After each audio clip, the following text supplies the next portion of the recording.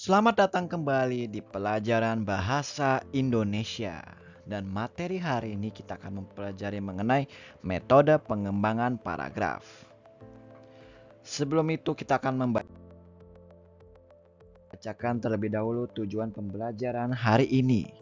Setelah menonton video ini, teman-teman diharapkan akan mampu menerapkan beragam metode pengembangan paragraf sesuai konteks dan tujuan komunikasinya.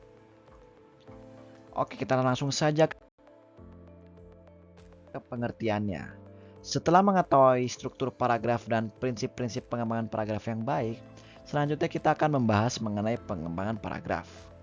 Pengembangan paragraf terkait dengan bagaimana kita menjelaskan kalimat-kalimat topik yang merupakan inti gagasan pokok dalam bentuk kalimat-kalimat penjelas pada gagasan-gagasan pendukung. Tantangan utama yang dihadapi oleh penulis adalah untuk menyelaraskan kalimat-kalimat dalam paragraf 1 paragraf sehingga pembaca dapat menerima pesan yang ingin kita sampaikan dengan baik. Kita telah membahas mengenai perangkat kohesi yang dapat digunakan untuk menjaga kesatuan, kepaduan, kelengkapan, keruntutan, dan konsistensi paragraf. Semua upaya tersebut dapat disajikan dengan baik jika kita menguasai teknik-teknik pengembangan paragraf. Pada pembahasan kali ini kita akan membahas beberapa metode pengembangan paragraf. Ada beberapa metode pengembangan di paragraf, antara lain adalah sebagai berikut. Oke, yang pertama yaitu kronologi.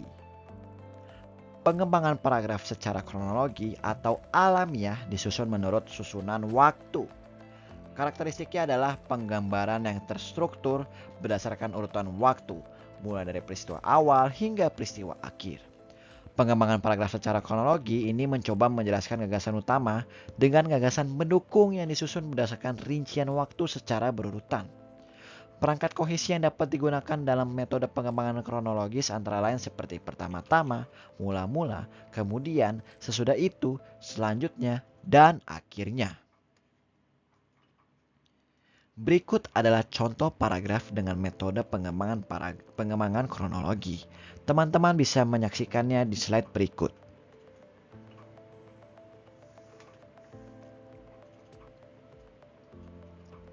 Kita lanjut yang kedua, yaitu ilustrasi. Metode pengembangan ilustrasi mencoba menjelaskan topik gagasan pokok dengan jelas dan rinci. Pemaparannya disajikan mengikuti kesan demi kesan yang ditangkap oleh panca indera seperti bentuk, warna, bau, tekstur, suhu, rasa, ataupun suhu. Pengembangan paragraf dengan ilustrasi digunakan dalam paragraf paparan atau ekspositoris untuk menyajikan suatu gambaran umum atau khusus tentang suatu prinsip atau konsep yang dianggap belum dipahami oleh pembaca. Kesinambungan antar bagian yang dipaparkan harus terjaga agar isi paragraf dapat dipahami dan diikuti oleh pembaca. Dalam memberikan ilustrasi gambaran objek yang ditulis, penting untuk mempertimbangkan apa yang telah dikenal oleh panca indera pembaca pada umumnya. Hal ini untuk memastikan bahwa pembaca dapat memposisikan dirinya dengan tepat ketika memahami gambaran-gambaran yang kita coba untuk jelaskan. Berikut di sebelah adalah contoh paragraf dengan metode pengembangan ilustrasi. Teman-teman bisa melihatnya di slide berikut.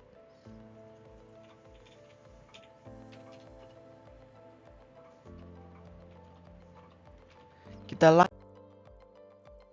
lanjut yang ketiga, yaitu definisi. Metode ini mengembangkan paragraf dengan memberikan definisi atau penjelasan tentang suatu konsep, istilah, atau objek. Istilah dalam kalimat topik dikembangkan dan dijelaskan dalam kalimat penjelas. Karakteristiknya adalah penggunaan kalimat-kalimat yang jelas dan terperinci untuk menjelaskan makna atau sifat dari suatu konsep atau istilah. Definisi yang baik akan menunjukkan batasan-batasan pengertian suatu kata secara tepat dan jelas. Dalam pola ini, pikiran utama yang mengawali paragraf dikembangkan dengan memberikan definisi dari istilah inti dalam pikiran utama. Pengembangan selanjutnya adalah dengan menguraikan hal-hal yang dapat menjelaskan definisi itu. Berikut adalah contoh paragraf dengan pengembangan definisi. Teman-teman bisa melihatnya di slide.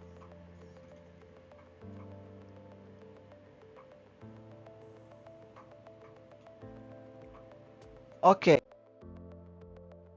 kita lanjut yang keempat, yaitu analogi. Metode ini mengembangkan paragraf dengan menggunakan perbandingan antara suatu konsep atau objek dengan konsep atau objek lain yang serupa untuk memberikan pemahaman yang lebih baik. Pengembangan dengan analogi ini biasa digunakan untuk membandingkan sesuatu yang tidak atau kurang dikenal dengan sesuatu yang dikenal baik oleh umum. Tujuannya adalah untuk menjelaskan informasi yang kurang dikenal. Karakteristiknya adalah penggunaan perbandingan yang relevan dan menggambarkan kemiripan atau perbedaan antara dua konsep atau objek. Pengembangan paragraf dengan menganalogikan sesuatu dengan benda yang sudah diketahui oleh umum dapat mempermudah pembaca membayangkan objek yang ingin diceritakan itu. Berikut adalah contoh paragraf dengan metode pengembangan analogi. Teman-teman bisa melihatnya di slide.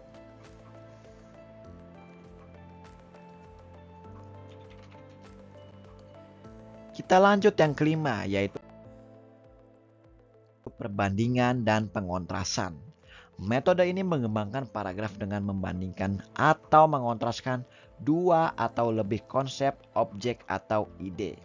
Dalam pengembangan paragraf ini, pembandingan digunakan untuk membandingkan dua unsur atau lebih yang dianggap sudah dikenal oleh pembaca. Di satu pihak memiliki kesamaan, sedangkan di pihak lain mempunyai perbedaan. Gagasan pokok dapat menyebutkan dua hal yang menunjukkan persamaan atau perbedaan dari dua hal yang tingkatnya sama.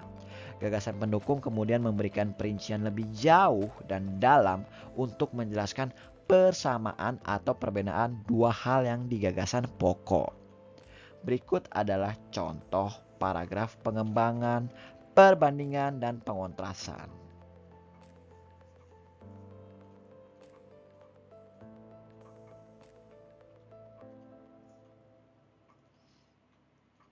Kita lanjut yang keenam, sebab akibat. Metode ini mengembangkan paragraf dengan menjelaskan hubungan sebab akibat antara suatu peristiwa atau fenomena. Dalam pengembangan ini, suatu paragraf mungkin berubah satu sebab dengan banyak akibat atau banyak sebab dengan satu akibat. Karakteristiknya adalah penguraian yang logis dari hubungan sebab akibat untuk menjelaskan mengapa suatu peristiwa terjadi dan apa konsekuensinya. Sebab dapat berfungsi sebagai pikiran utama dan akibat sebagai pikiran penjelas atau dapat juga sebaliknya. Jika akibat merupakan pikiran utama, untuk dapat memahaminya perlu dikemukakan sejumlah penyebab sebagai perinciannya.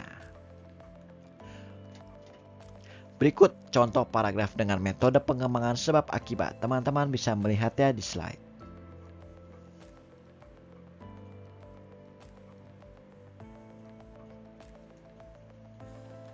Lanjut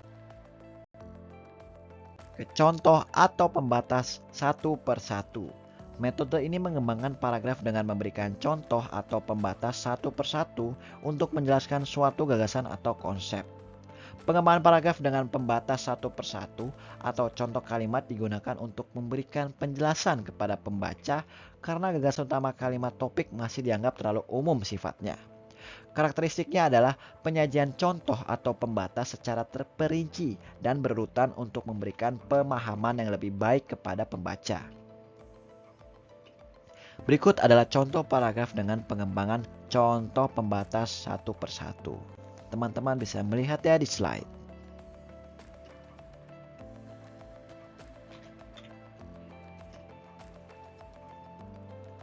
Oke, lanjut, repetisi. Metode ini mengembangkan paragraf dengan mengulangi kata-kata atau frase tertentu untuk memberikan penekanan atau memperjelas suatu gagasan.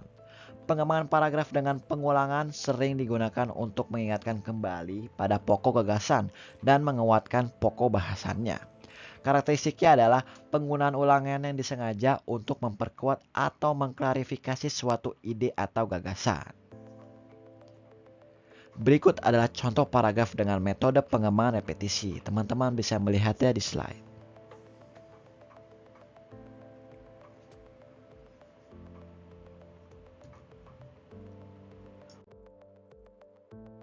Oke, rangkuman untuk materi hari ini adalah pengembangan paragraf melibatkan penyelarasan kalimat untuk menyampaikan peran dengan jelas. Metode yang digunakan termasuk kronologi atau diartikan urutan waktu, ilustrasi, deskripsi rinci, definisi, penjelasan konsep, analogi, perbandingan, perbandingan dan pengontrasan, persamaan dan perbedaan, sebab akibat hubungan kausal, contoh atau pembatas satu persatu contoh spesifik, dan repetisi pengulangan untuk penekanan. Refleksi hari ini yaitu karena kita sudah membahas mengenai metode pengembangan paragraf, kira-kira kalau mau nulis curahan hati lebih tepat pakai metode pengembangan paragraf yang mana ya teman-teman? Coba tuliskan pendapat teman-teman di forum ya.